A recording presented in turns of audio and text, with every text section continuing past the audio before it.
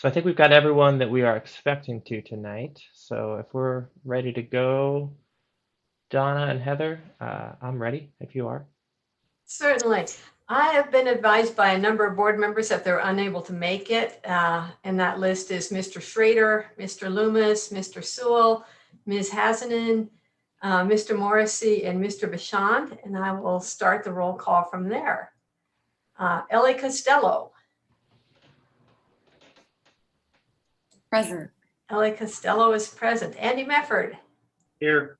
Andy Mefford's present. Toon Pham. Here. Toon Phom's present. Sean McCoy. Here. Sean McCoy's present. Vince Caristo. Here. Vince Caristo is present. Mr. Chair, I have 4 regular members and 1 alternate present. Would you like to appoint Ms. Costello as a regular voting member? Yes, please. Thank you. Great. So the first item we have on tonight's agenda is the approval of the minutes from the last meeting on July 20th. I was not in attendance, but I would welcome any revisions or additions to the minutes here or a motion to approve.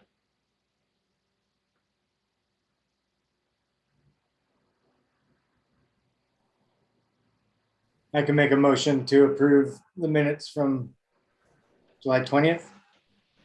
Thank you, Sean. Is there a second? I'll second. Okay, seconded by Toon. So all in favor of approving the minutes, please say aye. Aye. Aye. All opposed? Okay, not opposed. The minutes pass. So next up is public comment from members of the public on items that are not on our agenda tonight. If we could please have the instructions on the screen here. So for those of you who've joined the meeting in the Zoom console, please use the raise hand function in the bottom section of your console to indicate your desire to speak. And for those of you who are calling in by phone, please use *9 to raise your hand to indicate your desire to speak, and I will call on people in the order that I see them. And since there is still a delay between the YouTube feed and us, I will go on mute for a couple of minutes and give people a chance to call in to speak.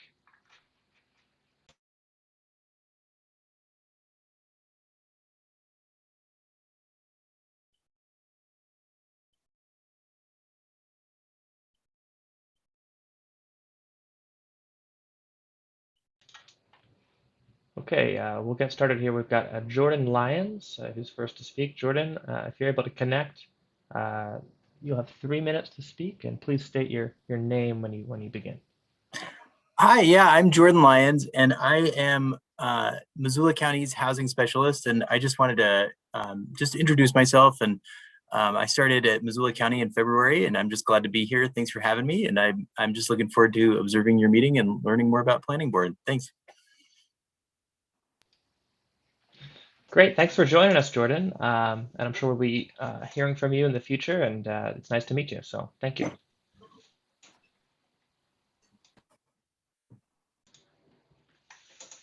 Okay, so I'll give another minute or two for anyone else to join and raise their hand if they'd like to speak. We have a few people in the waiting room who very well might be watching, just observing, which is fine. But if you'd like to speak, please use the raise hand function.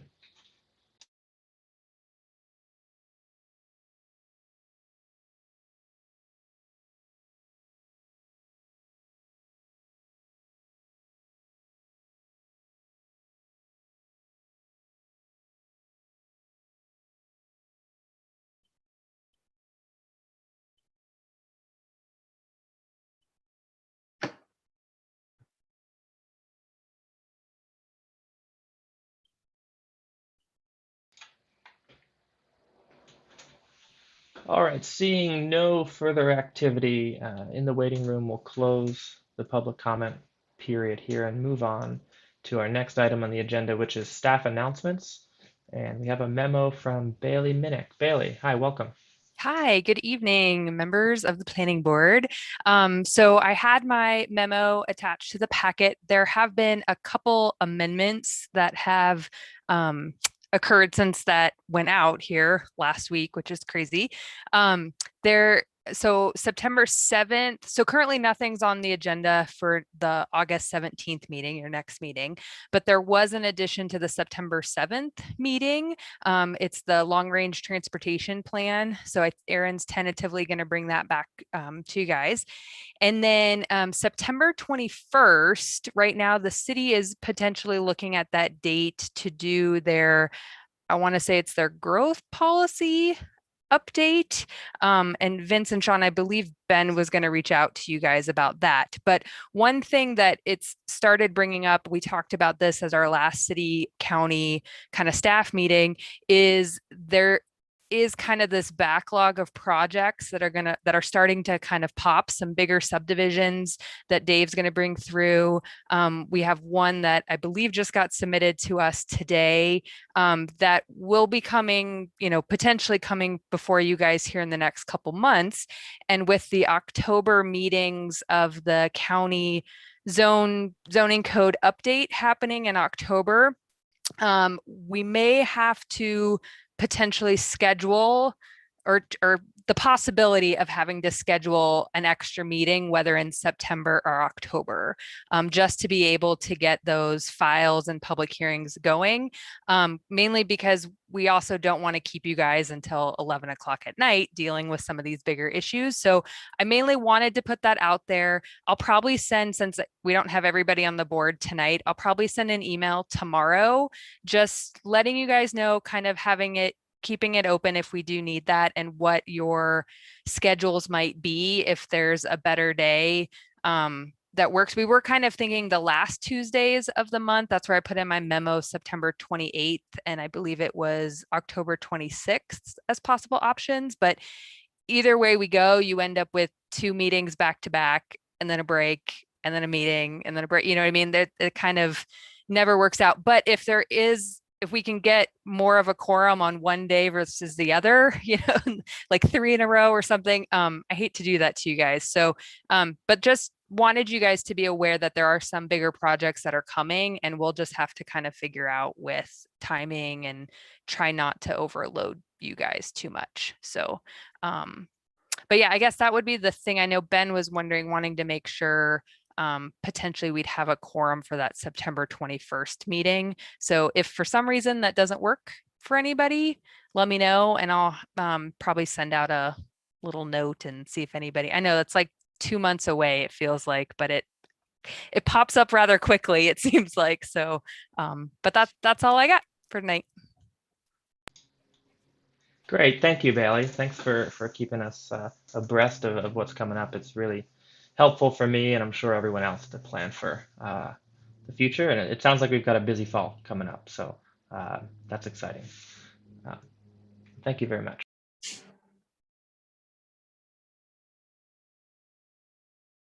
So tonight we don't have any public hearings tonight, but we do have one special presentation from Missoula County Planning. We've got Andrew Hagemeyer and potentially Lindsay Romanello and Jenny Dixon here to discuss with us. Hi, Andrew.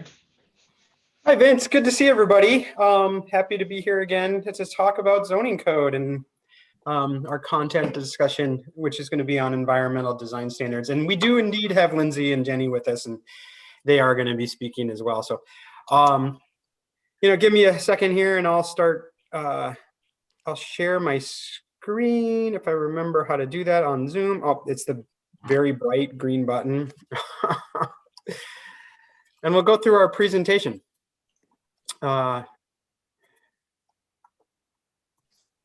So Vince, you should be seeing my screen here. Yes?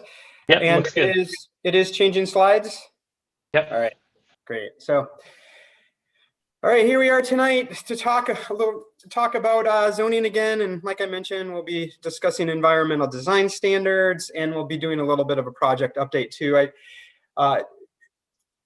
As normal, I can't see people raising their hands. So if folks on the board are raising their hands to ask questions during the presentation, I encourage that. Jenny or Vince or somebody, just let me know that somebody's hand's up so I can give them a chance to ask the question. There are members of the public I see that are participating on Zoom. There might be online as well, or on YouTube as well. And Vince, this isn't a public hearing, but certainly after the presentation and board discussion, if you want to allow the public a chance to ask questions and stuff like that, I am totally fine with that. That's the board's decision. All right, so let's get started here on the presentation. I'm going to hand it off to Lindsay, and she's going to give you a project update. That's what we're going to start with. Right, and I will, that's a good idea, Andrew, for anyone who's watching and would like to plan on saying something after the presentation from staff here, we will give an opportunity for that to happen. Great. Yeah, so obviously this project is kind of in the full swing of our public outreach phase. We've done this by launching this great website. This is kind of one of our major tools for the outreach phase. And I just want to make sure that it's out there in the world. That's mczoningupdate.com. And hopefully you guys are all familiar with this. On this website, we've got a tool where you can look up your proposed zoning. You can even compare the current zoning with the proposed zoning and explore some of that. You can also comment on the code directly on the document. You can add little comments in there. And then this is also a great location to find the events that we're hosting. And we're hosting these events throughout this month. We had 2 last week, and I'll get into that a little bit later. But then we have a bunch coming up over the next few weeks. And then, yeah, this is just a great tool to kind of learn about the code. So, you know, in case someone hasn't heard of it, or if, you know, for anyone in the public is out there, this is a great place to go. Drew, if you want to switch to the next slide, please. Great, yeah, so again, we've begun this public outreach phase, and the whole purpose of it is to you know, start having conversations with members of the public, start getting feedback that will be contributed to our next draft of the code. And so what we've heard so far, we've had a way for people to comment on the website, and then we've had in-person events. We've received quite a few comments on the website, and we've had a lot of website traffic. So we have successfully gotten the word out there that this project is happening, which we're very pleased to see. So comments coming in, kind of the generally what we've heard, a lot of questions about personal zoning, which is great. You know, we're happy to answer those. Zoning is a complicated and confusing topic. So, you know, we've had a lot of questions about how will this affect my property? What's my zoning? What kind of districts are these? And so we've been responding to these questions and kind of asking these more individualized questions.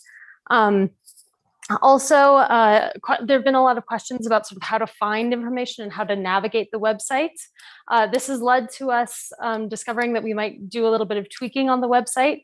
We're hoping that this website will be up, and running for the next, 6 months, for the duration of this project. So we've been expecting to make some of these tweaks. So we're working on some of those in response to that feedback. And then we've received a little bit of pushback, not too unexpected. Mostly this has led to really great conversations and good suggestions about changes. There's a little bit of, kind of philosophical differences about the purpose of zoning, and we've expected that as well.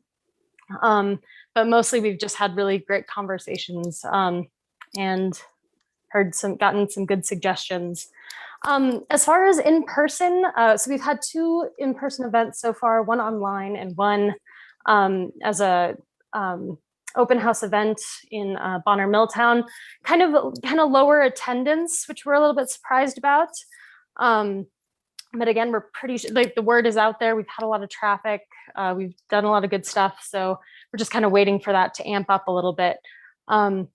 But, even at these in-person events with somewhat low attendance, good conversations have come out, a lot, questions about kind of the bigger picture, but as well as about that personal zoning. and how that'll affect people's property. Yeah, and we'd love to have more of these conversations. Next slide, Drew.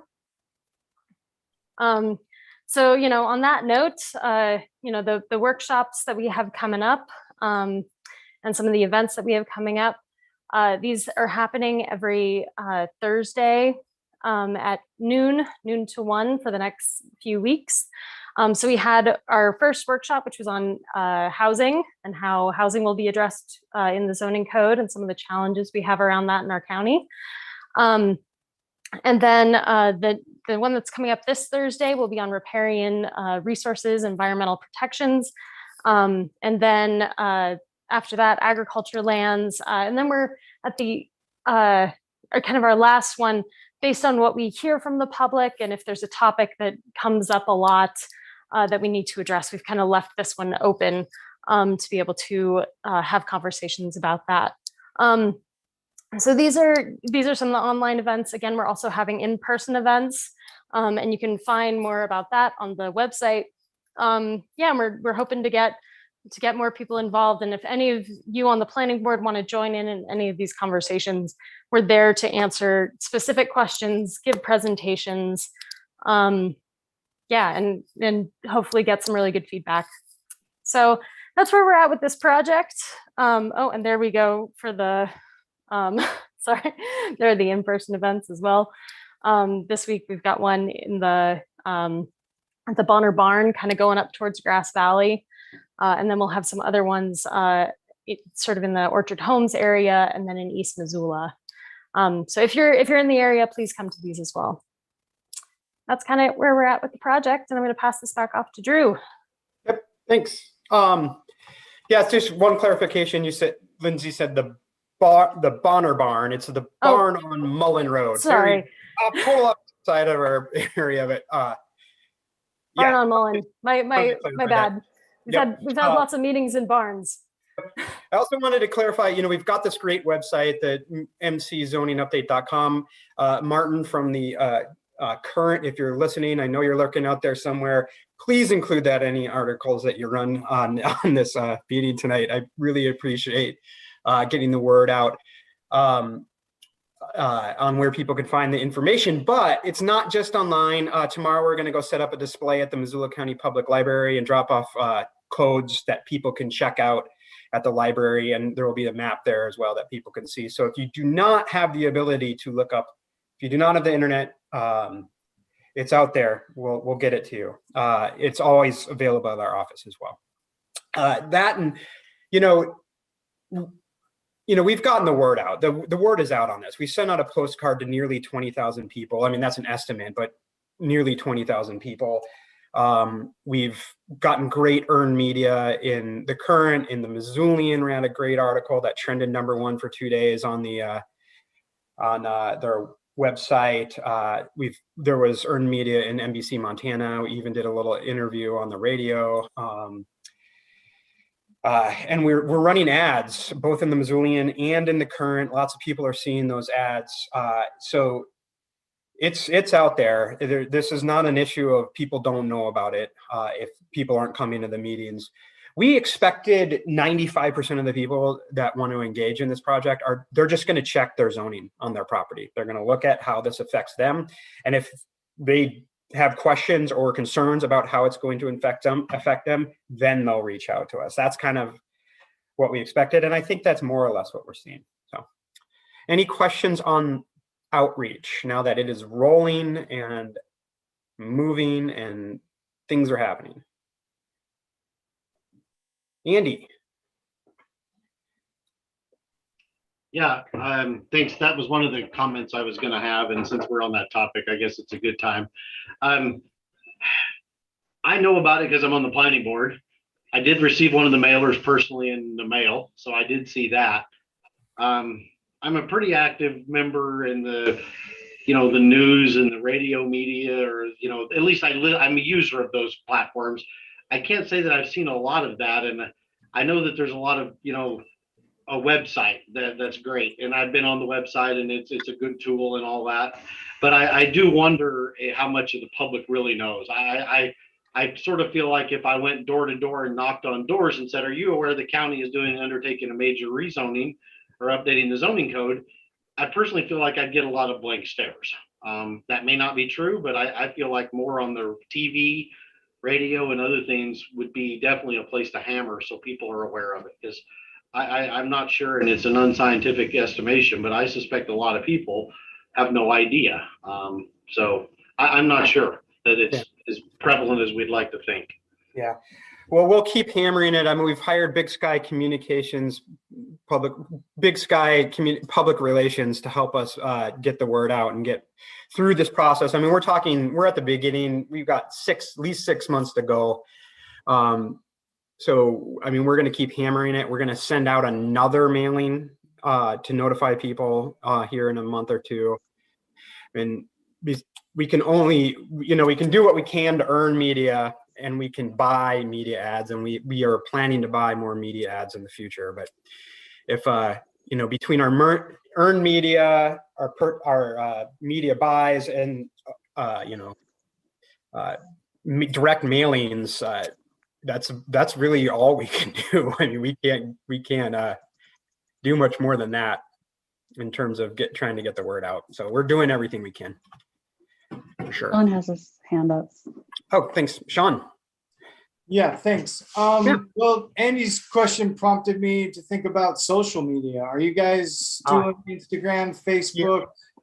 I Yeah. totally forgot about that. Yeah, we actually, we've done some postings on our social media, so you have to be a follower for that. But Big Sky is actually doing media buys on Facebook and targeting those advertisements on Facebook to areas of town that are having an open house. So they targeted the Bonner area last week. This week they're targeting the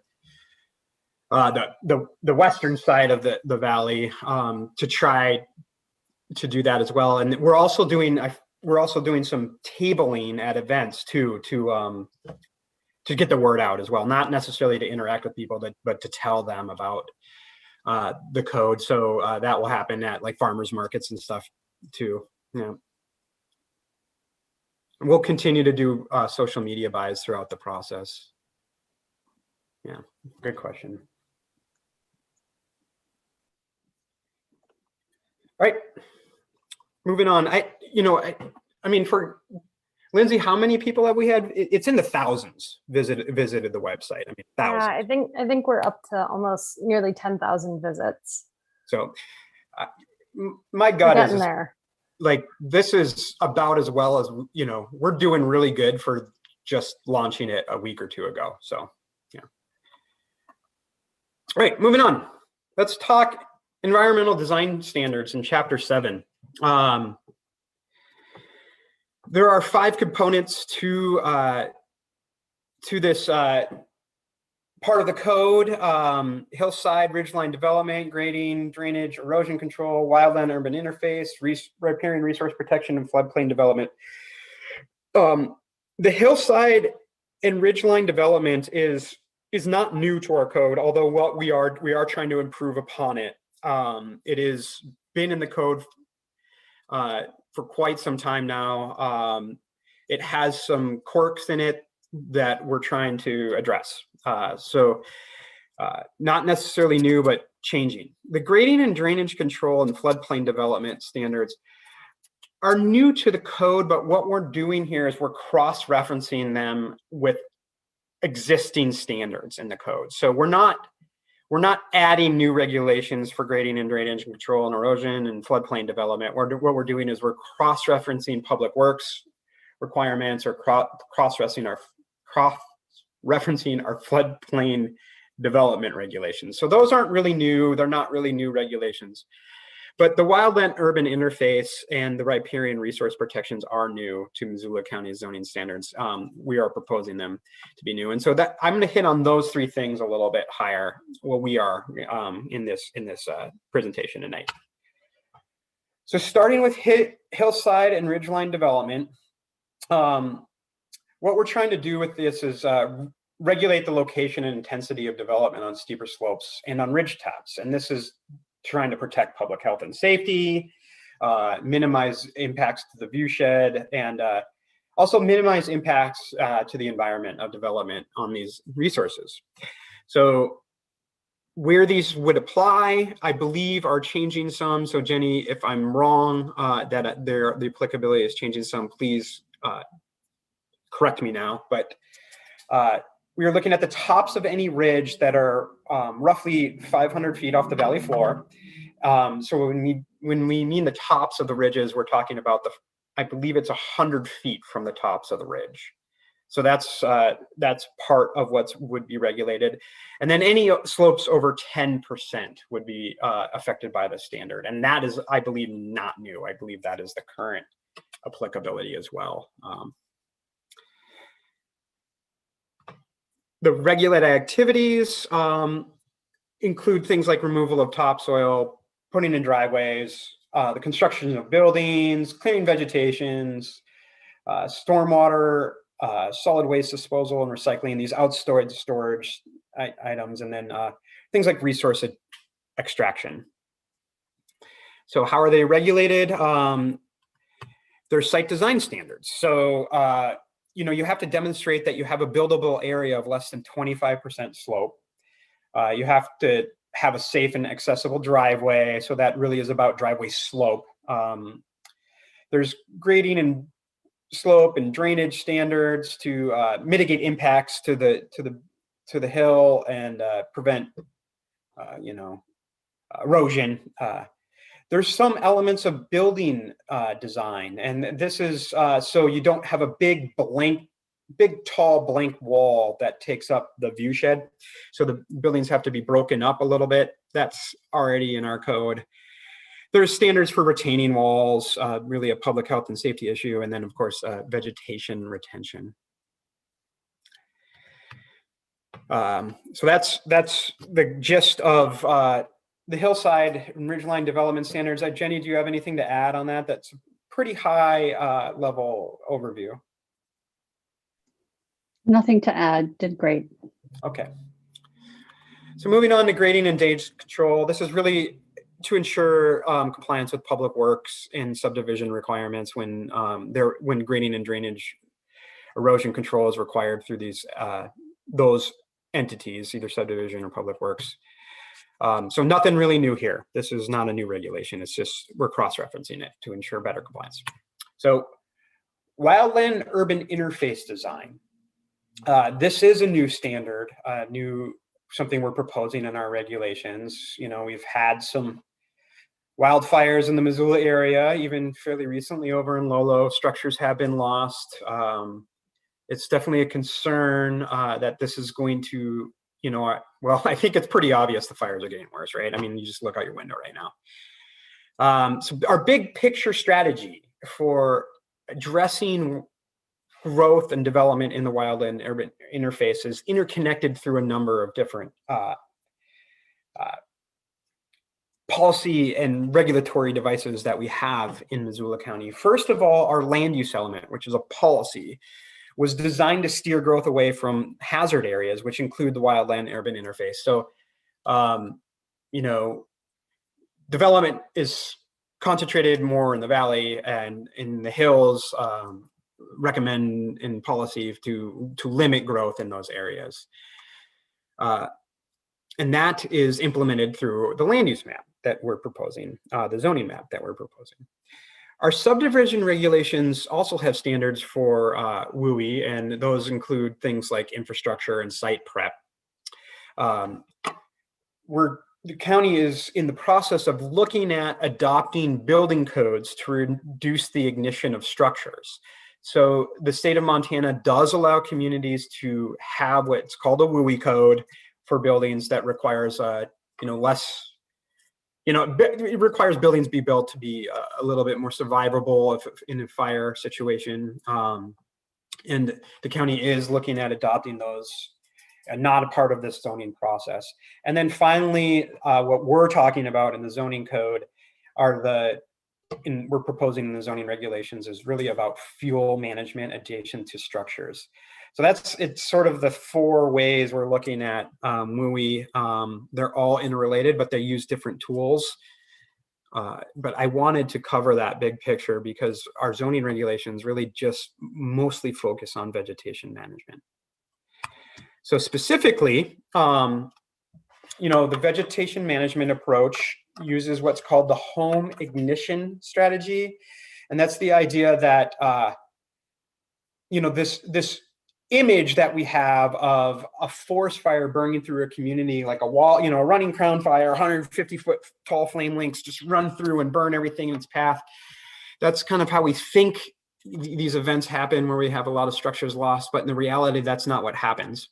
It's actually embers that does the most damage to homes during a fire event, is most likely to burn homes down. And so what our codes are proposing to do is reduce the chances that homes can ignite from these ember showers, these ember events that happen in urban settings or these ex-urban settings as well. And so it uses a tiered vegetation management approach. And that first zone, that zone 1A, which is 0 to 5 feet, what it does is it really regulates it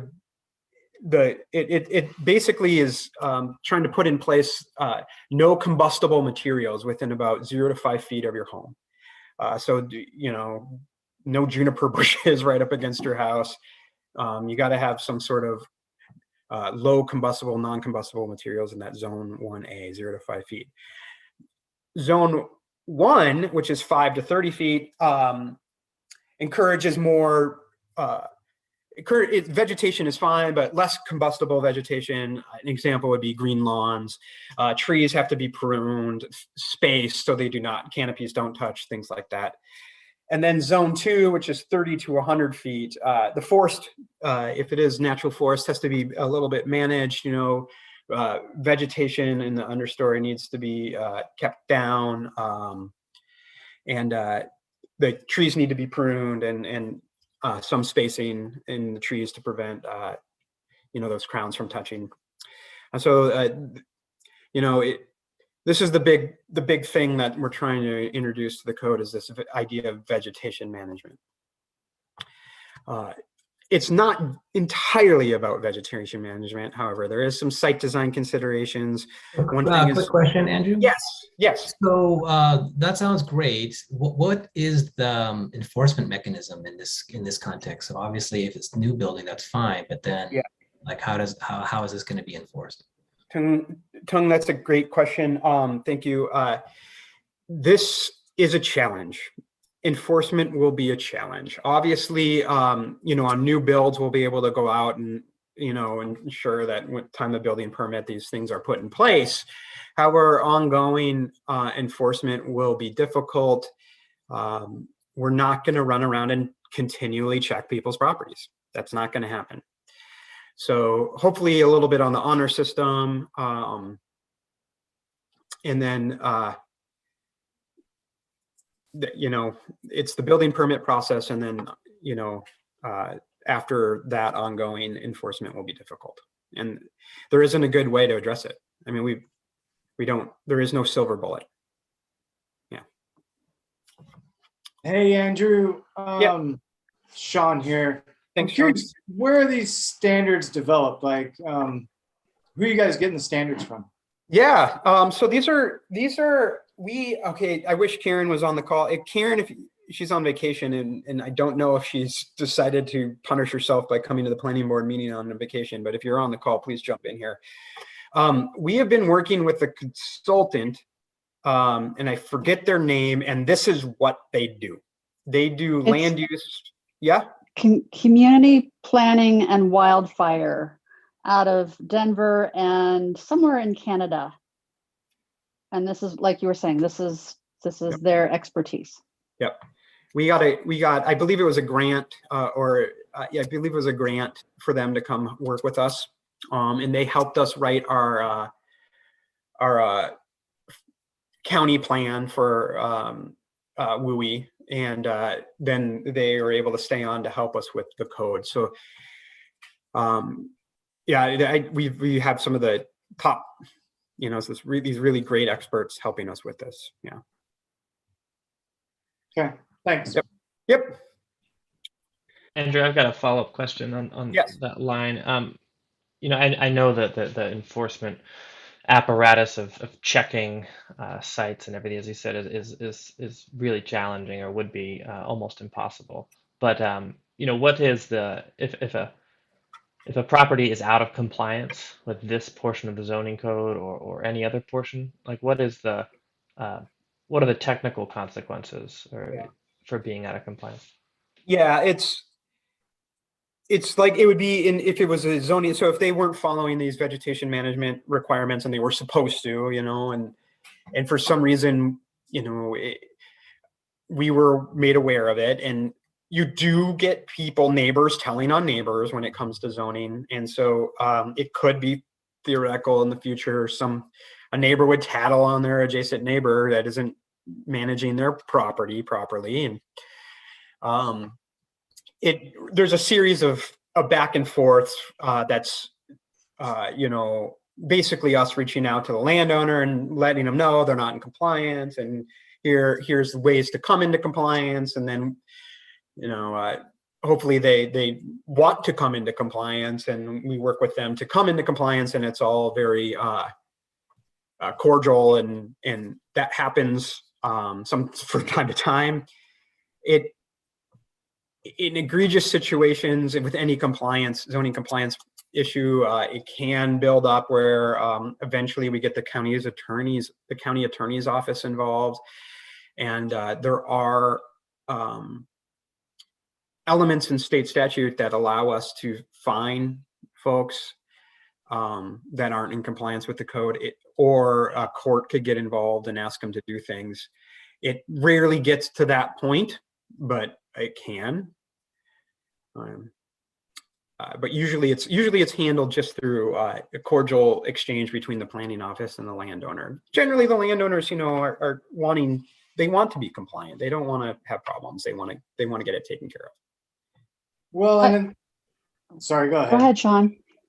Well, I guess I'm just thinking along this line of topic that it would seem that the county ideally could find a way to, create a campaign to reach out to people and maybe even incentivize in some way, because this is for their own, folks is good. I have a lot of friends that live on the fringe in the county, and their houses are nowhere near compliant. And I have a background in wildland fire, so I would have enormous opinions about all of this, but it is very much in their best interest to follow these guidelines, to which I personally almost feel like are liberal per se.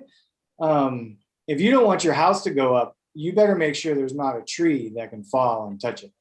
That's the first standard in the Forest Service. So I guess that would be my suggestion is, another, some type of information outreach website, be proactive. I know Great that's suggestion. crazy government these days, but. And Sean, we do have, we are doing that right now. It's in Adrian's office, which is the, Jenny, help me out. What's Adrian's office called? OEM, Office of Emergency. Yeah. They have staff that do work on that exact sort of issue. And I think sort of the concept is over time, as we actually build more of a programmatic element to addressing the WUI in Missoula County and that growing that program. And so it hopefully the compliance issue and the voluntary efforts and just awareness all improve over time. For sure. Yeah.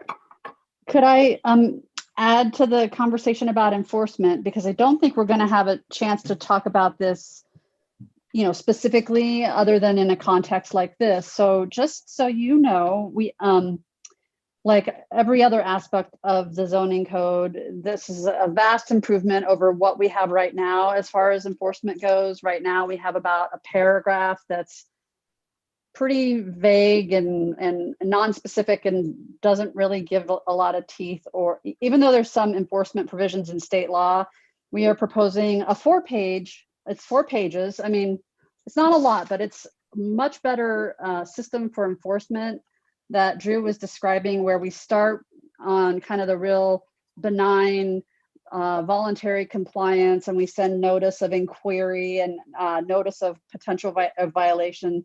And if a violation is determined to exist, we now have, as spelled out, or we will have, as spelled out in this new chapter, the authority to withhold permits or other development authorizations, where we can't really do that right now because it's not in our zoning.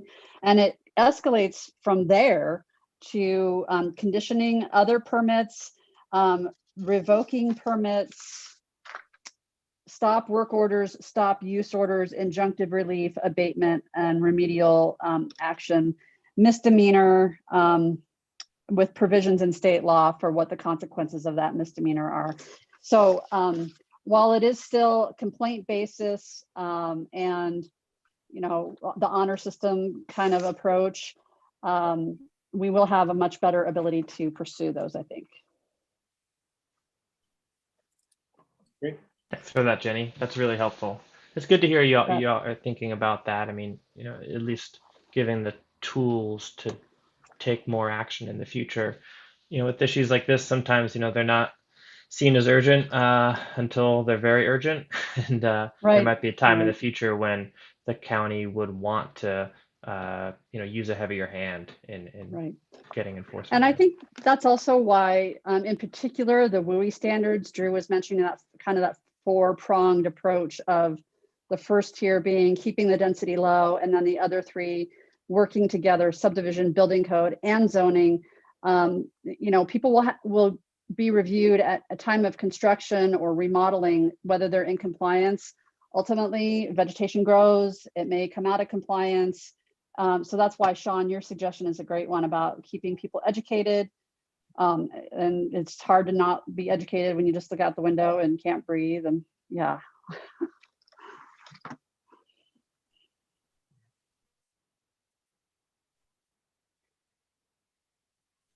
Great. Moving on.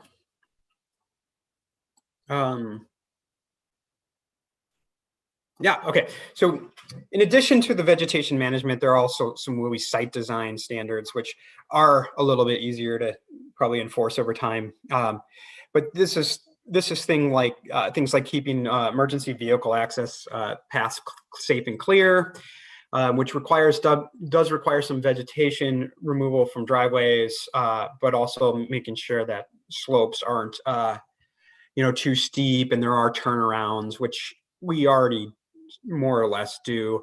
There's also some standards for water sources for development to have some ability if in a fire event for hydrants or fire equipment to pull water. And example is a dry hydrant, which I have a picture of there to the right. So those are often required in subdivision as well. Moving on to riparian resource protection, and I'm going to hand it off to Jenny here. Thanks, Drew. And just as we've been doing, feel free to jump in with questions. I should be able to see if you have your hand raised. But I am going to give you some details about the proposed riparian resource protection standards that are in this chapter that Drew, as Drew mentioned earlier, are new in the zoning code. We've been working for several years, and really for much longer than that, but on this specific proposal for several years with Fish, Wildlife and Parks, DNRC, the Health Department, our floodplain coordinator, a conservation district, and all kinds of folks with expertise to develop some, along with our consultant, to develop some riparian resource protection standards that we feel are implementable and accomplish a goal of protecting those resources, the riparian resources. And one of the things that Drew likes to always is reminding me that I then like to share is that we are really trying to go all in where development is appropriate, and then we need to protect those areas where they need to be protected. And so that's what this is going to do. This is aiming to do anyway.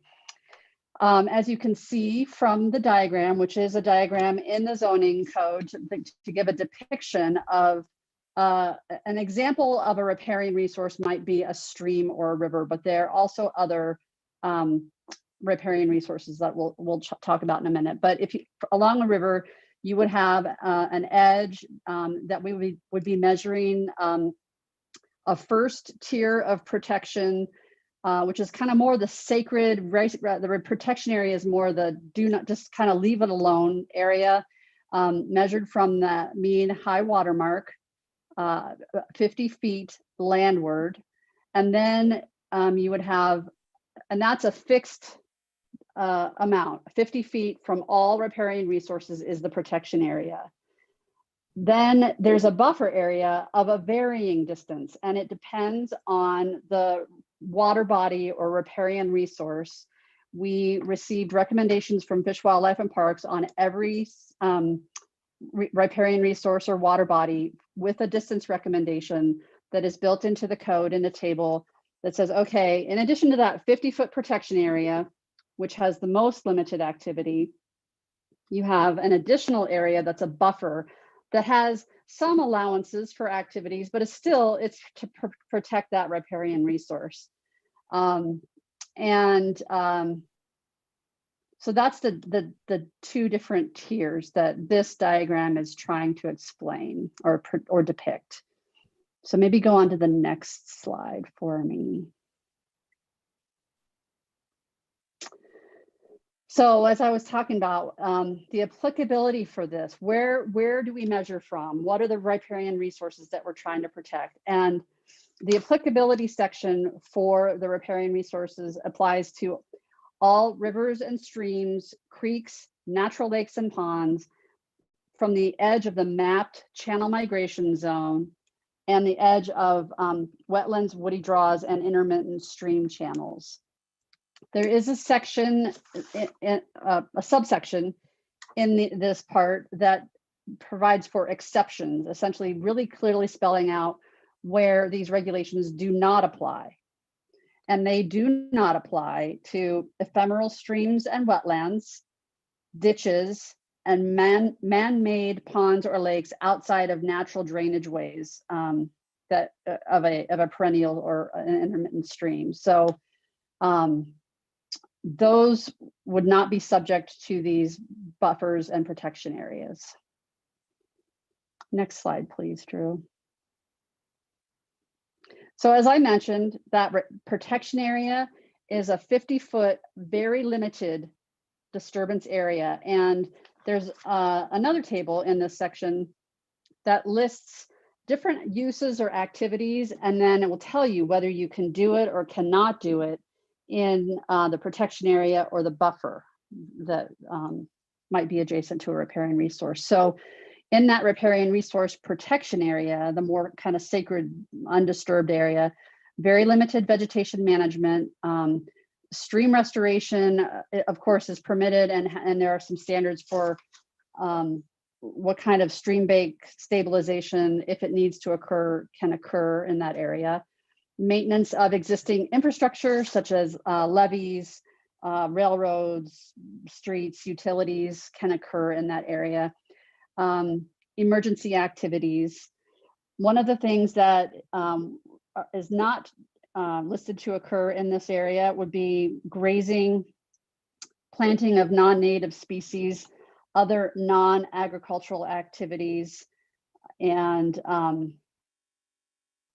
let's see, silvicultural activities for timber, timber removal and sales is, I mean, you can do vegetation management for safety as listed there at the last bullet, but not intended for a silvicultural operation, commercial operation. Let's go to the next slide, because I think that's what happens in tier 2, the buffer. As I mentioned, it varies per stream or river. That table in the new draft is on page 227, and that is going to give you that variable distance depending on the stream or the river, and it varies anywhere from 75 feet to 450 feet. And there are only a few instances where we have that 450 feet, and we are working on mapping that. And we actually hope to have a map of where those boundaries or where those lines would fall in the next week or 10 days, I believe. So we will be able to share that with you. Also, we're going to share it with the steering committee and commissioners. And so we'll have that available to show you. So activities that can occur in that buffer area, however, is anything that can happen in the protection area, as well as the agricultural, silviculture, outdoor storage, new utilities, and of course, existing structure repair and maintenance, meaning like if there's a house or a building that can occur there. And is there any more? Are there any more slides left, Drew? Let's find out. Let's find out. Okay, additional requirements. So I talked a little bit about that stream bank stabilization. It has some standards for how you need to protect that area during construction, and how you would need, if you needed to do some shoreline stabilization, there's some guidance in here. And then also some standards developed with Fish, Wildlife and Parks for wildlife friendly fencing, which is the only kind of fencing that is permitted within that 50-foot protection area. I think that's it for the riparian section. We do have a new floodplain development section, and it is essentially turning our floodplain regulations into more let me put it this way. When I saw this section in here, I was like, why is this in here? Isn't this already in our floodplain regulations? Why do we need to have a list of prohibited uses in the zoning for floodplain areas? And turns out after all these years, I realized after Todd explained it to me that no, the floodplain regulations don't actually prohibit uses. It just requires floodplain permits. And so he really strongly recommended, at the very least, which is what we've done, a list of prohibited uses in the designated floodplain. And so by zoning, we would have the authority to say, no, you know what, you can't really do gas stations in the floodplain, or landfills in the floodplain. So it's just a list of those uses that we don't want to see going downriver. I think that's it. Yep. Okay, thank you. Thanks. Let me know if you have any questions. It is complex. Yep. And so before we get to questions, I wanted to give you a little bit of a brief. These are things in gray that are crossed off are things we've talked about, and there's still a few things left that when we started this process that you wanted to hear about. And we'll hopefully be able to get to those before this thing ends up in your lap potentially in October. I mean, that's what we're shooting for, but you never know what happens. So with that, I'm going to stop sharing, and then I guess we can just chat. Great, thank you, Andrew. I think we'll. I'd like to give members of the public a chance to speak if they'd like to. So if we could please get the instructions for speaking back on the screen, Heather or Donna. Thank you. And so if anyone who has joined the meeting or listening otherwise would like to speak to us tonight about this, please join in the Zoom console and use the raise hand function, or feel free to call in by telephone. And I know we have a few people in the waiting area. If you'd like to speak about this item, you're welcome to. I will go off for a couple of minutes and give folks a chance to raise their hand if they'd like to speak.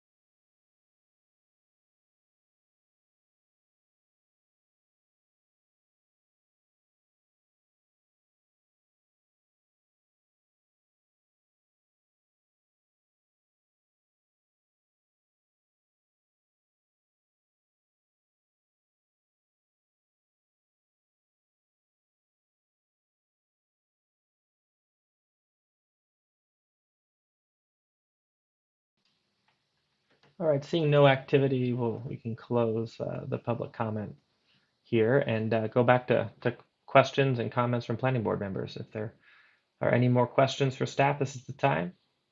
Thank you very much for the presentation, Jenny, Lindsay, Andrew.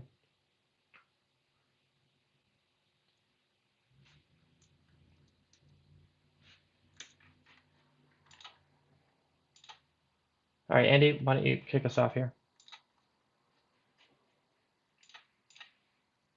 Sorry, forgot to unmute. Um,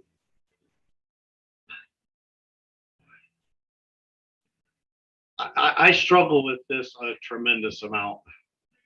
I don't know how big the old zoning code was. I'd be curious, but I've been gleaning through it, and this is sort of one aspect of my business. And there is so much in this code, and it is so much more robust, I believe, than the old code. I still contend there is a lot of people who have no idea the implications that lies in this code in 358 pages of code. There are people who may go on the website and may click and see, oh, I was this zoning before and I'm 1 per acre. And when I clicked on the deal, what I found is a number of parcels that said it identified their density maybe and their setbacks. And that was as kind of far as it went. It never informed them about, we may control the junipers around your home. We could tell you now you can't build in the floodplain. I mean, before we could build a house in the floodplain. I just gleaned the floodplain regulations and says no dwellings now. So I think there is a ton of implications in this document that are unknown to many people. I'm pretty sure still a lot of people, while they might not be active now, they don't have any implications of what lies in this document. I don't think a lot of us do even. There is a ton of information in here. I haven't even got to go through site design standards. I just suspect there's a lot of implications lying in this code that's being dumped and potentially as early as October. I think it's way too aggressive. Another principle I have with this issue is there's a ton of people who are getting zoned. There's a lot of property that relied on an unzoned deal. They had 10 acres, they had 40 acres. And I specifically have a real heartburn with this initiative being pushed whenever I feel like, and I actually heard members in this discussion tonight openly admit that we're pushing the Mullen plan, taking out prime farmland, and our mitigation is to zone those guys out in Frenchtown. You got large landowners out there who are unzoned property. They're land rich, setting on a lot of opportunity. And they may or may not know this. Any of them that I see, I talk to them, and none of them are on board with this. They do not want someone coming in and telling them they need to be 1 per 80 when they own 300 acres of prime developable land possibly, and they don't even get a day at the altar because they fight zoning. I mean, if you can't pass zoning, that's a pretty big test to go through a subdivision when you can't comply with zoning. That's kind of a non-starter. And then to come in and ask to rezone their property. These people don't want zoning, most of these people. And there's a lot of areas that have been infilled with zoning that they had no restrictions, none of this being imposed. So I'm against the whole thing in general. I mean, updating codes is one thing, but these updates turn into these massive revamps with all kinds of new information. And the public doesn't know that. They do not know that. They may have heard about a zoning because it ran across the TV station at 5, but there is a ton of people, if they really understood the implications and the impetus behind this document, they would be vehemently opposed to it. And a document that maybe started 2 weeks ago in circulation and in October, potentially as we're talking about finalization, is a campaign far too aggressive, in my opinion.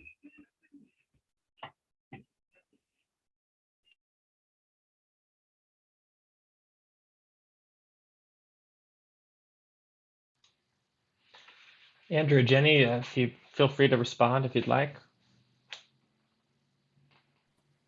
I mean, yeah, these are things we expected to hear. People don't want to be zoned, but 30,000 people are moving to Missoula County in the next 20 years. We need zoning to manage growth. We haven't updated our codes in 40 years. So there are going to be changes. We are going to bring them up to link better with best practices. These are things that we need to do. Now, We certainly are trying everything we can to get the word out, to let people know. We had no obligation to send out a postcard to 20,000 people at this point in the process. You know, that there was, you know, we are trying to inform people. But when you're talking about a completely new zoning code, it's difficult. You know, it's difficult in meetings like this to convey information, all the details. You know, we've had 5 of these. Each one of these has been, you know, noticed to the public. We've probably done 20 of these presentations so far that are all publicly noticed, where people can learn about the code. We're trying everything we can. But in the end, you know, it's zoning. There's going to be a large percentage of people that aren't happy. You know, that it's not the land use element where it doesn't really have any regulatory teeth. This is regulations. It's going to be a challenging discussion. Some people are not going to philosophically agree with it. Some people are not going to like how it affects their properties individually. We understand that. I would also add, just for a little bit of historical context for any new members or for the folks listening, we started the process of revising this zoning in-house back in, I think, 2015 or 2016, with the first, what we called the first phase of amending our zoning, just to make some basic fixes so it could function in April of 2017. And at that time, it was very apparent and transparent and announced to anyone participating in the process at that time that we were starting the next phase, which included amending the growth policy and then evaluating the code through a zoning audit with our consultant. And then this, in the summer of, I believe it was 2019, had hundreds of stakeholders come and talk to us about what was wrong with the code and what needed to be fixed. So while at this particular moment, there may be, you know, X number of people engaged, this has been really noticed for years and conversed about for years and sought, and we've been working on these amendments for years. And we, as Drew said, in order to take an extra absolute out of the realm of any kind of requirement step to notify people and get them engaged, we did the postcards this summer in advance of the required postcards, which will go out just before public hearings, to make sure people know about this. And we can't, you know, certainly can't force them to participate, but I think we've developed a publicity campaign that people can kind of focus on what's topics are of interest to them, what geographic areas are of interest to them. This does not go out to Frenchtown. It's the same planning boundary as the land use element. So I hear you, Andy. I mean, I think people aren't paying attention, and they won't pay attention, as is typical, until it's either the 5 minutes before or a done deal. That's very typical with zoning. It's just people don't engage with it as much as, you know, even wildfire or you know, things that maybe draw more attention. But we are doing so much to try to reach out. And if you guys have any other suggestions for that, we welcome it, because that is our goal, is to reach out to people. Sean, did you want to add?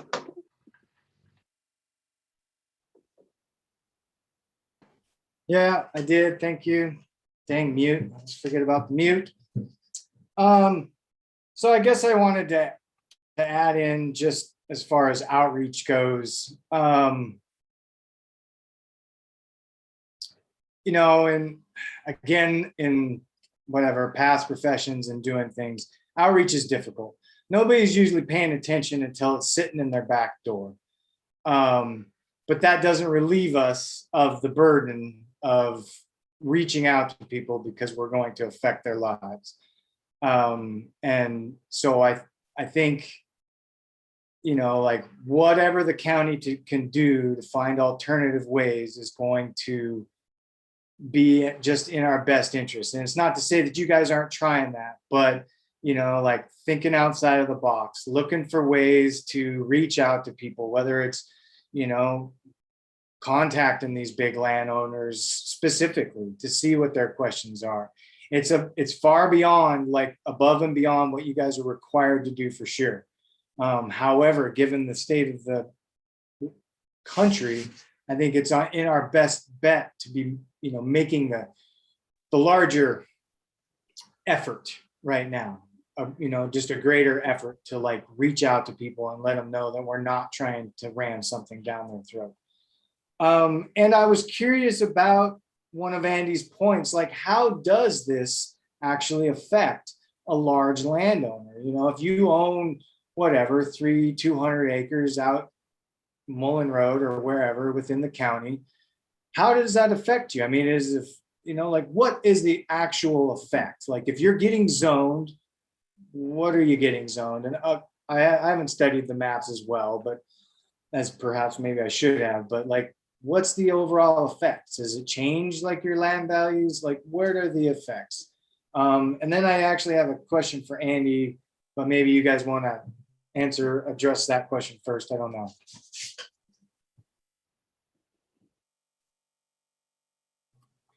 So I mean, one way to look at it in a way is, you know, zoning acts as an entitlement, just as it acts as a regulation. So it gives people the rights to do things on their property. When you're unzoned, you have to get permission from Missoula County to do pretty much anything: building permit, boundary land adjustment, subdivision, family transfer, and they're all evaluated and against the context of the situation and our policies that we have in place. When you have zoning in place, it makes that entitlement process. If you're entitled to something through zoning, it makes that process a lot easier for those types of things. So it's saying you can do this, where right now, if you're unzoned, you can't. No one said you can do anything. So there is an entitlement aspect to zoning that it provides. This, you know, when it comes to land values, it can have a mixed bag. I mean, you know, you can point to areas in the Flathead County has more expansive zoning than we do in Missoula County. There are places in Flathead County where it's zoned very large agriculture, right? Large lot agriculture. Those properties are becoming quite expensive because of you know, they're attractive to people who are looking for those sorts of assets because there really aren't any available. So it can have sort of a mixed bag. It can on what your property values may be, but you know, we see in unzoned areas, we see a lot of speculation on property values because you know, they think the county might approve a subdivision. Doesn't mean it's the right place for a subdivision. Doesn't mean it's going to get approved. And so you see speculatory values. That's a really, I mean, we can't objectively answer that, you know, how it affects land values for sure, but I think it can go either way. I think that's probably the best way to frame it in one sentence. Is it can go either way. Okay. But you know, I would also, oh, sorry, Drew. Oh, I was just the last thing I was gonna say, there's you know, as I mentioned, you know, we grow, Missoula County right now is growing between 1,000 to 2,000 people per year.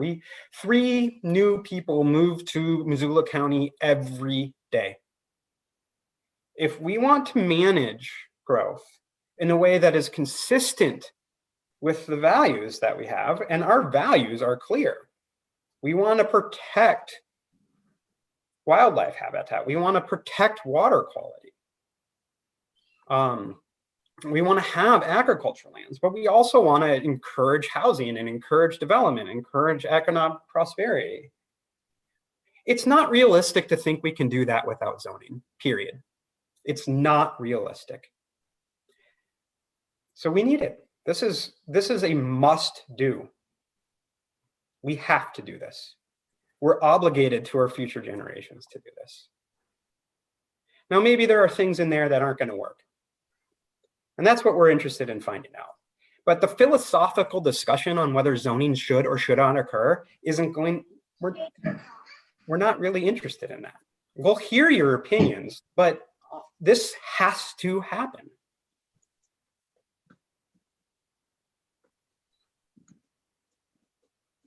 It's an imperative for our community, an imperative.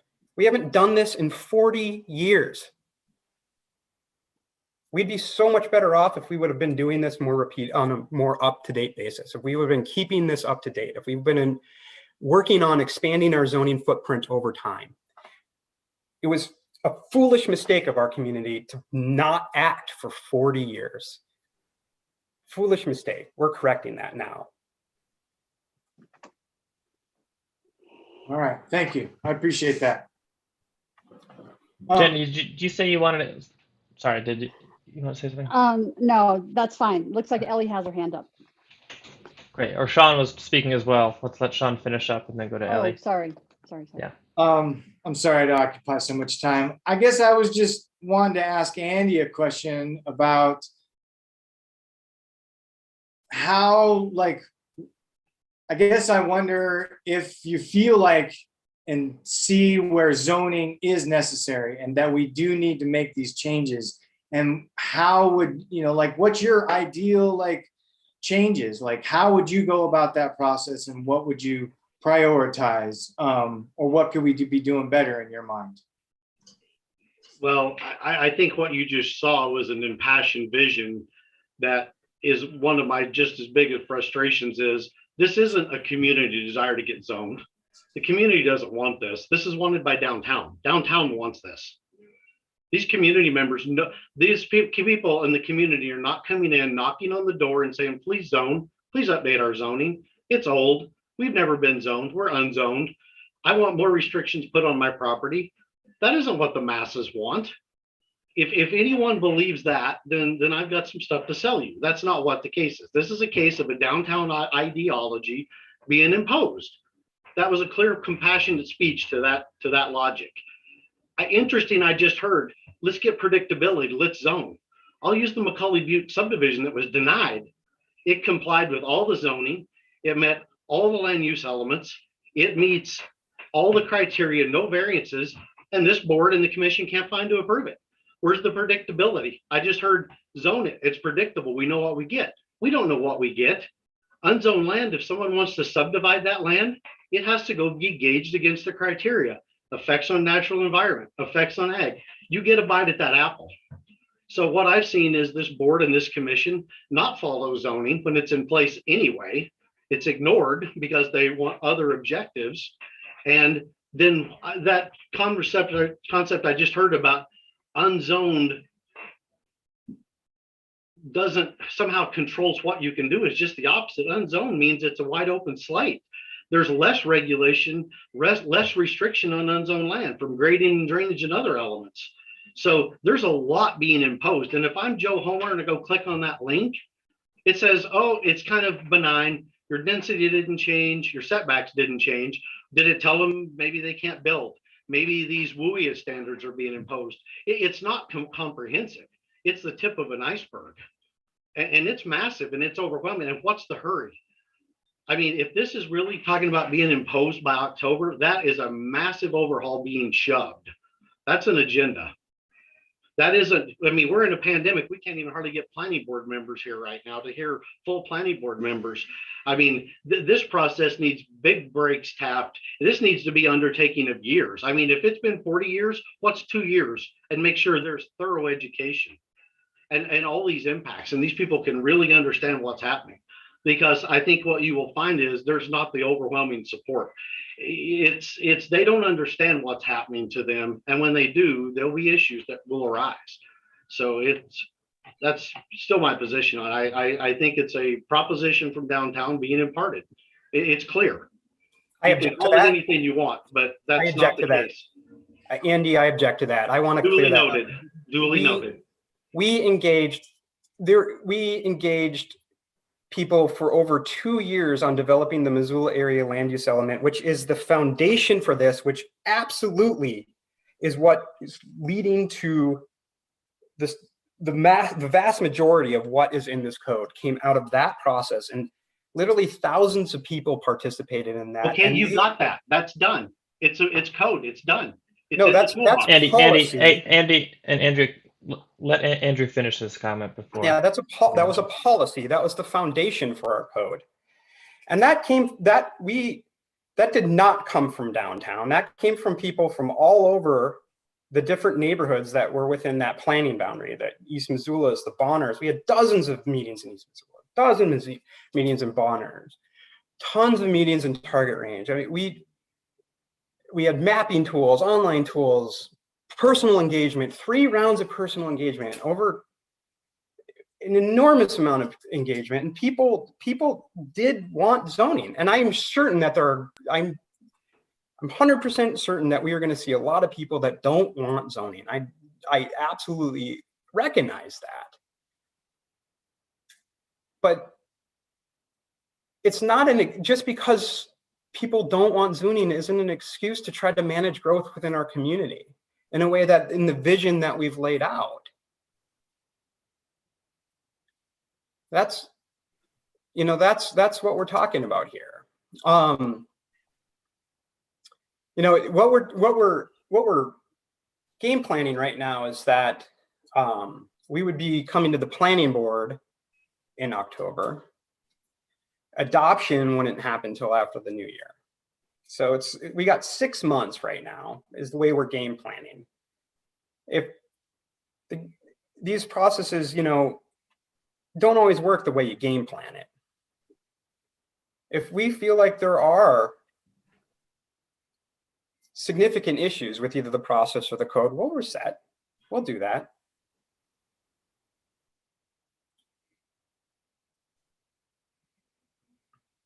Thanks, Andrew.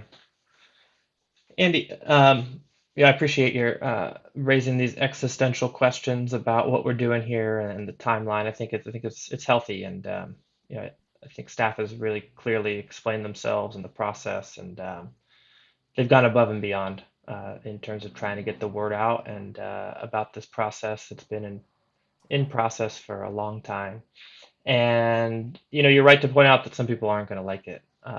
But there's, in our democracy, there's an individual imperative, I think, for people to be engaged and learn what they can.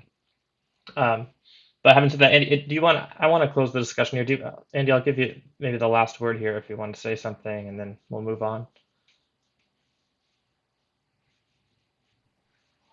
I guess I'm not necessarily looking for a last word. I guess I have an opinion about it. It's strong. I mean, I've been doing this in this profession for 20 years.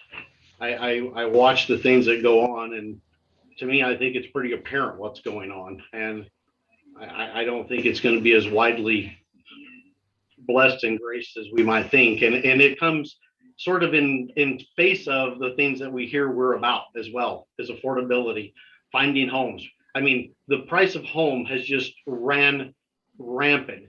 This is another tool that is just eliminating middle class is what this is doing. We are widening the disparity of income disparity. Missoula is becoming the place where the rich people come, and we get more and more poor people. And things like this are just little wedges. They're those little incremental cuts at that. Okay, thank you, Andy. Ellie, you've had your hand up for some time. Why don't you take a shot here? Hey, thanks.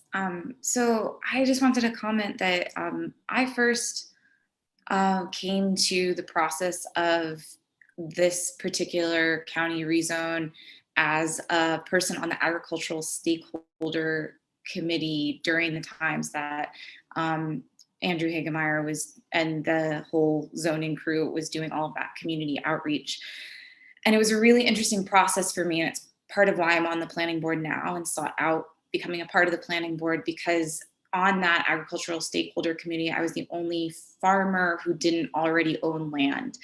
And I look at this zoning and rezone with a lot of excitement and anticipation for people who are aren't already in places of home ownership and land access, because I see a lot of things in the code that we're really working hard to create those opportunities into the future and do it with, you know, all of the other components of our values of community in mind. And so I think it's really exciting to see that we're looking out for interests of people who aren't here yet or who are here and are not those landowners. So I'm glad Andy raised the point that some of those landowners might not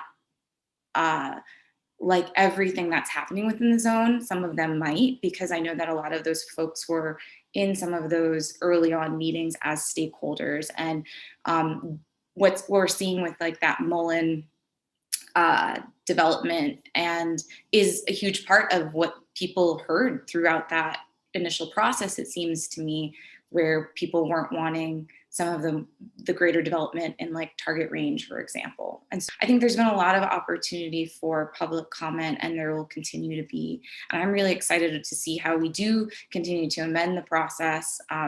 There's a lot to dig into here. Obviously, it's a huge document. And so hopefully we can continue to get educated. And I know that at least I'm one person who really didn't know a lot about this before. And because of this rezoning process, I'm coming to the table more and more.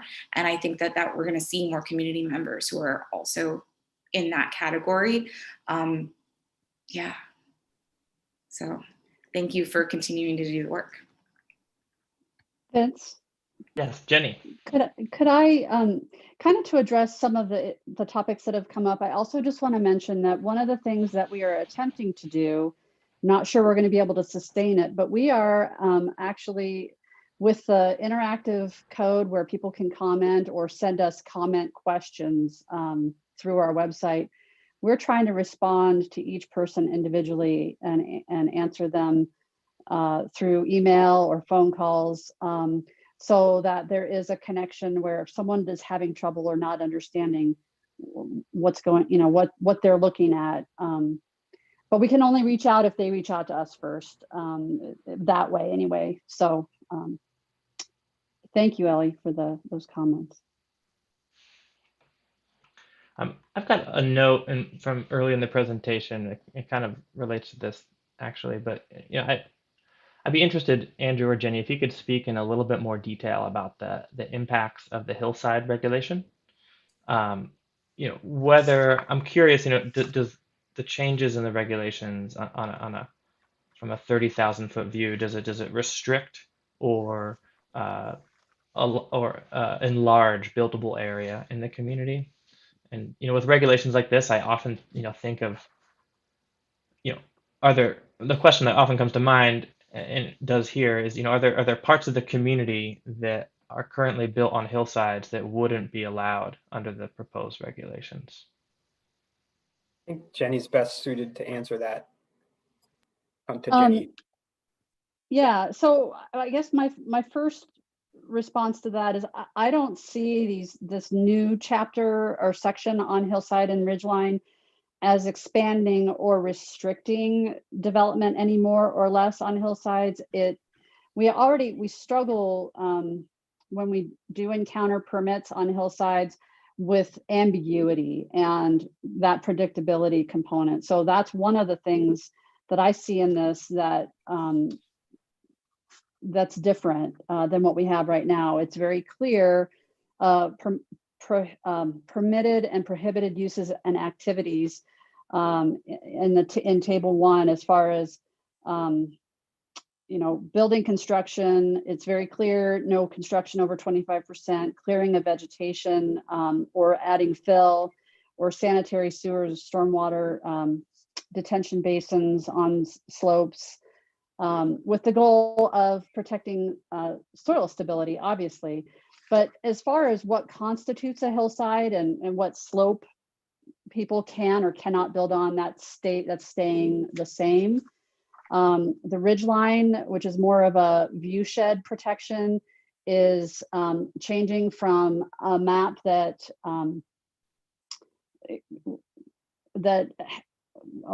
quite a while ago mapped out ridge lines from certain vantage points in Missoula County and has been difficult to use as an implementation tool.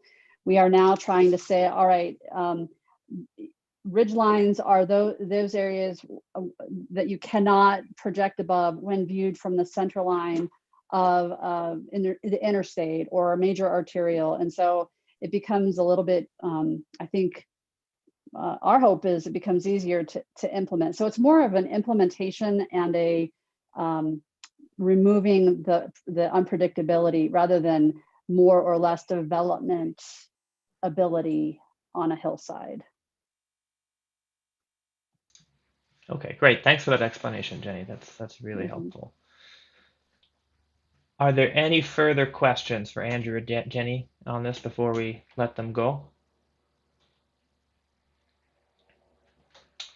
All right, Andrew, could you remind us of what's up next before you go?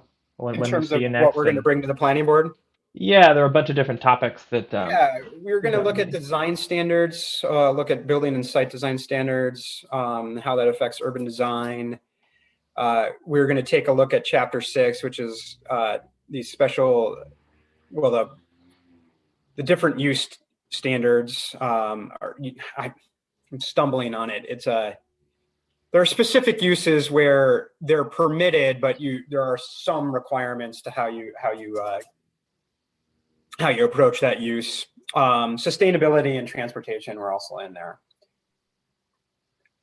Great. And you've been running workshops, just to clarify, similar to this with the general public and with the steering committee? With the steering committee, we've been open lands committee, food policy, stakeholders, or stakeholder groups. We've been meeting with the stakeholders. Commissioners, the planning board, community groups.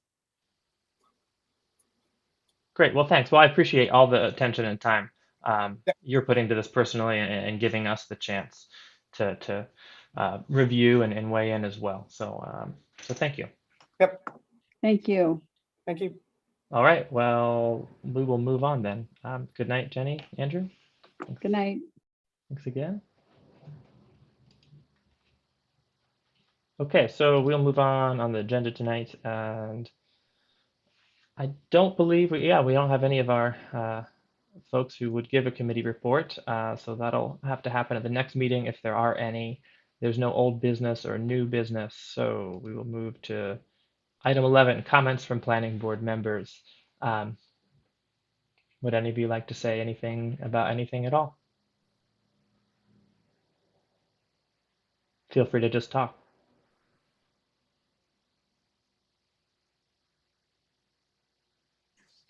Andy, I'll probably be thinking about this discussion over the next several days. The purpose and reasonableness of planning. I think it's good to think about that sometimes. I would just say, for me, my first reactions are what I said earlier. We're a democracy, right? We're a connected community. Zoning laws are in place to protect community values and community resources. And a lot of times that restricts individual liberty on land. And the history of zoning in this country is a tension between those things. And I think, it's good to constantly be asking ourselves, are these specific regulations valuable and beneficial to the general welfare, health, and safety? And so from that perspective, I really appreciated the discussion tonight. Yeah, and philosophically, I don't disagree with that. I mean, there's places for zoning, we have zoning, but I think when you're moving it and it's affecting individuals, we need to make 100% certain these people really understand what that means. And doing some lunch meetings, most of these people have day jobs, they have things to do, and they're not zooming in. They really don't know. I mean, we've seen controversial subdivisions that we all very well know would have had a much different audience had it not have been in this format. Had it been held downtown and they could walk in and step up to the mic. And so these kind of issues that are contentious and have great implications, that's fine. But I just think they really, really need to make sure that that's been done. And I I still contend that most people don't know what's going on. And if they do know, they maybe went on there and clicked and they saw, oh, I was 1 per acre, my setbacks are the same. And it says something like your zoning, hasn't changed, or these are the changes. And that's the assumed. And that's potentially far from reality. And, so I just am concerned that people understand what those impetus things may be and what that may look like. And, and the flip of that is also I see is, and maybe I guess if it's a community value, and going back to this community value and democracy, if the community was in saying and demanding zoning, that's one thing. But I think this is a reverse process of that. I think we are reversing that process of what the community and the democracy is asking for. I don't think that's, I mean, when Ravalli County looked at zoning, the county, it went on the ballot. It didn't come up from downtown and at a staff meeting. And these concepts that's been going on for a few years, when it's staff discussions that are held, probably not advertised, or at some meeting at 10 a.m. on a Wednesday, people aren't showing up for these kind of concepts of what they want that to look like. But, whenever big zoning's happening, I mean, and just thought I had, that went on the ballot in Ravalli County. And I think it's significant. And so I think people really need to understand our old zoning code was your zone, you look it up, here's space, bulk density requirements, what's permitted, what's special exceptions. It was pretty cut and dried. We are expanding this to all kinds of a lot of standards and things that aren't in there, just like the floodplain. It came up today that we're going to start regulating floodplain through zoning. That's significant. People are going to know it. 450-foot setbacks. That's significant. And I suspect there's a lot of people that have no idea what those implications are going to look like down the road. So that's my only start. Democracy is great. I'm fully a supporter of that, but make sure the people that are that democracy know. And I just don't think they know. I don't even think there's the tip of the iceberg touched. Well, I wouldn't dispute that. I have found it nearly impossible to get folks to pay attention the way that you want them to some of the most important issues of the day. So yeah, I would echo Vince's sentiments as well. I think these are valuable discussions, and maybe it should be ran up the flagpole to the county commissioners that more needs to be done. And in my mind, if nothing for else, is to assuage these concerns, to stop feeding into the idea that the government is trying to shove things down their throat. Because I mean, I don't see that. I disagree with that perspective. I have been involved with these conversations for years in the attempt to get out there and outreach to people. But like you said, folks are busy. It's hard. If I weren't, as an individual, invested in these things, I wouldn't be paying attention to this. I'm running a farm and raising 2 kids. We barely have time to eat sometimes. And that's most people's reality. And then along with all that, and I want to stop here in a second, but I am also worried about this influx of folks and becoming Boulder, Colorado, if we don't come up with some type of regulation. And that's my fear for Ravalli County as well. I've got conservative friends in the Ravalli County. If we don't do something to regulate the influx of folks and what's happening, we will end up being what we don't want to be. We will no longer be Montana. We'll be Colorado. We'll be some other place that is just, there's buildings everywhere. I don't know what they do. I don't know how they work it, but I know that you go to Colorado, it's hard to get on a stream to go fishing. And I know hunting's regulated. And I know that, it's expensive. And I don't know how much of it we can avoid, right? How do we avoid it, really? I mean, are we?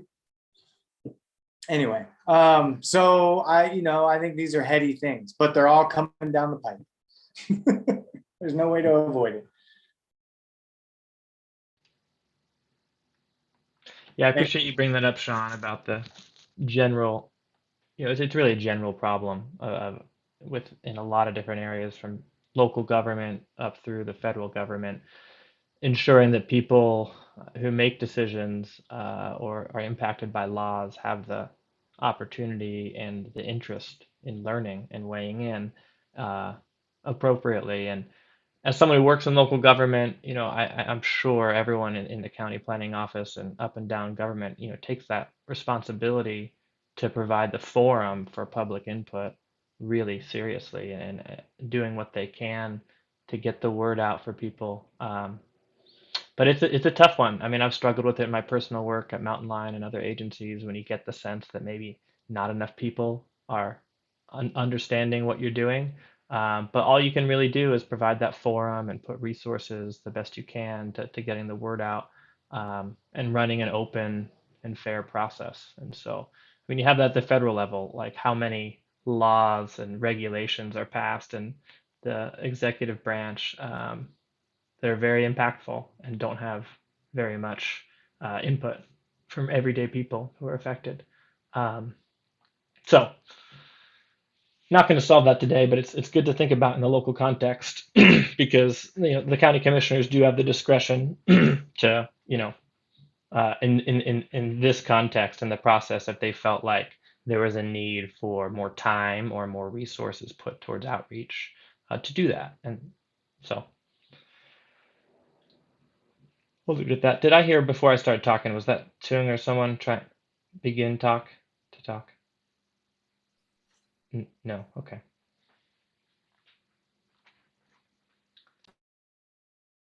Does anyone else have anything else they'd like to say? If not, we'll close the meeting. Okay, thanks a lot, everyone, for joining us. Nice to see you. We'll be back here in